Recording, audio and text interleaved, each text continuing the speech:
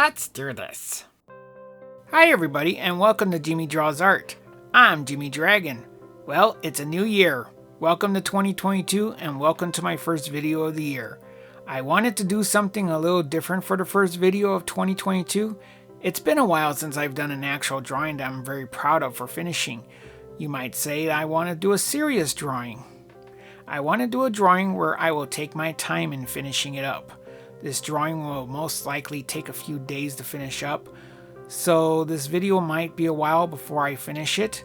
So when you are watching this, sorry for the lateness of this video.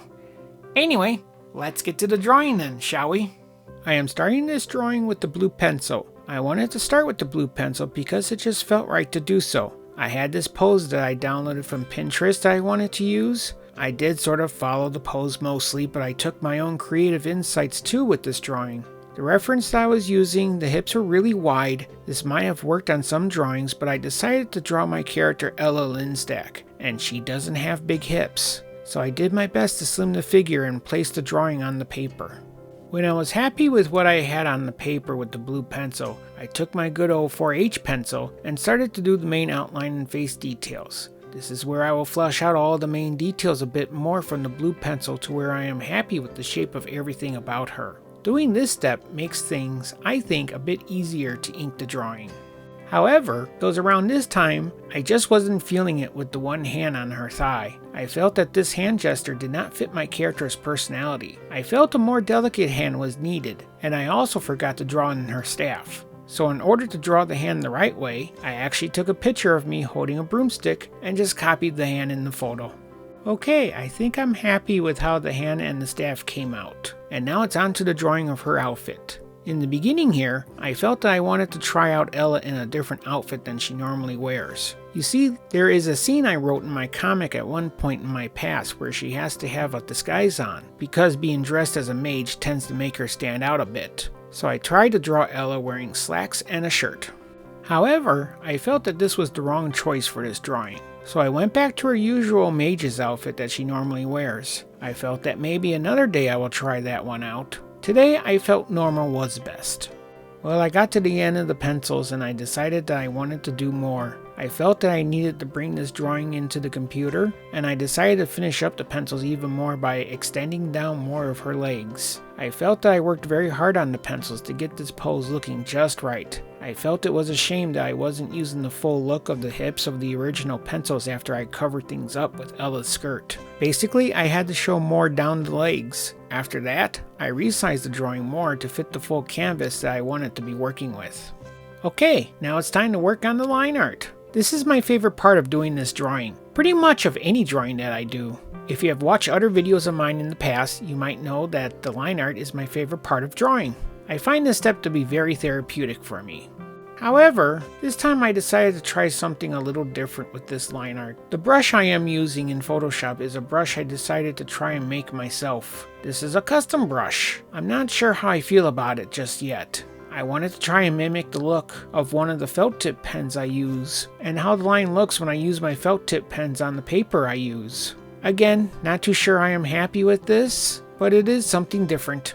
The next thing I do now is the actual coloring. I begin to lay down the flat colors. These are the base colors I want to use in the drawing. I usually just outline what color I want, and plop down the color using the paint bucket tool. This part usually goes by pretty quickly. This next part is pretty time consuming, and that is the shading and the lighting. I pretty much use a technique I have discovered from other artists online who are so much better than I am, and I do like using this technique. I basically use a separate layer for the shadows layer and another one for the lighting layer. The shadows layer blending mode is set to multiply, and the lighting layer is set to a blending mode of screen. And to shade and highlight, I use a series of gray shades to get the desired look. On multiply, the darker the grays, the darker the shadows are going to be. And on screen, the lighter the gray, the lighter the lighting is going to be. I also realized that when I was doing the shading around the eye, I made a slight mistake. When I was doing the line art, I did a trick with the face where I drew one half of the face and then copied that half. When I pasted down the other half, I flipped it horizontally. It's a cheat you can do to make your face symmetrical. However, the glare in the eye didn't match where my light source was coming from, and so I had to edit the glare of the one eye to match the other eye. Okay, now that's corrected. It's on to the highlights of the drawing here. You have to figure out where your light sources are coming from and how they play along with the shapes you have. This is where references really do come in handy. I too am still learning this skill, and it's something I don't have down too well. I do believe that it's something that takes time to learn, and I think this year I really want to dive more into this. There are a lot of things I want to do, I just have to figure out my time and how I'm going to get things done. By now, I figured that Ella was done, so it's on to a nice background. I decided to treat the background as a speed paint. I did my best in keeping things on separate layers. I have a simple gradient as the back for the sky, then I added the clouds on another layer, playing around with the brushes and smudging them to look just right. When I started to work on the mountains, I felt like I was in the groove of the speed painting. So much so that when I got done with the mountains, I just automatically went into the back green trees and kept going. I pretty much did all the back tree lines on the same layer as the mountains. I didn't realize I did that till it was time to work on the foreground part of the drawing. Finally, let's add in the trees here in the foreground to frame Ella in the picture just right. I tried to draw in 4 trees. I felt it needed 4 trees. Then I proceeded to add in the effects to try and make the trees look nice. You know, make the trees look like trees. I felt they were nice to look at, but when I would step the drawing back and look at it, I also felt that the 4 trees were too much, so I decided to take out the back 2 trees behind Ella.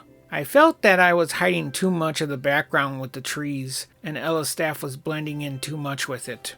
It's time to do just a couple of adjustments with the background to blend it in more, and let's give this drawing my signature of approval, and let's review the finished drawing now, shall we?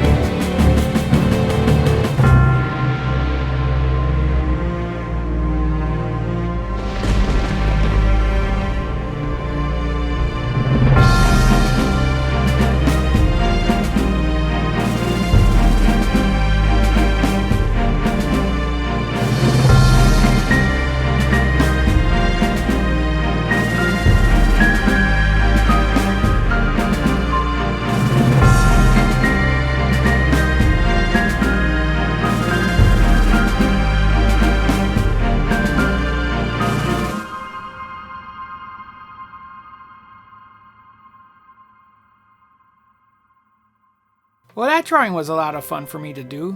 It also took me a long time to complete this drawing.